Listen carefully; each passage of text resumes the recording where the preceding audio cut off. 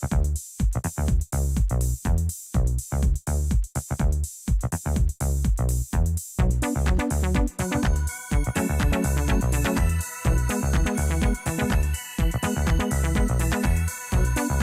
places that I get inspiration from are being at home, and then a few kind of my travels I've come across places that have been really amazing.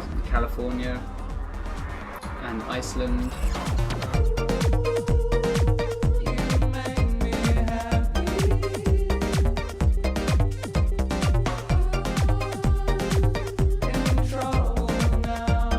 Mostly when I travel I just wear black because it gets so dirty, and then I get to dress up on stage, so that's where I bring the clothes that I really love to wear.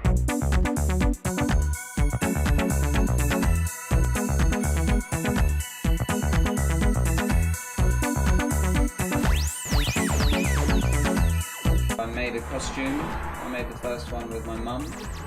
And then I got some friends involved, and Nina, who's one of my dancers, she makes a lot of the costumes. It's always just been something that I don't take seriously on a fashion level at all, it's just fun.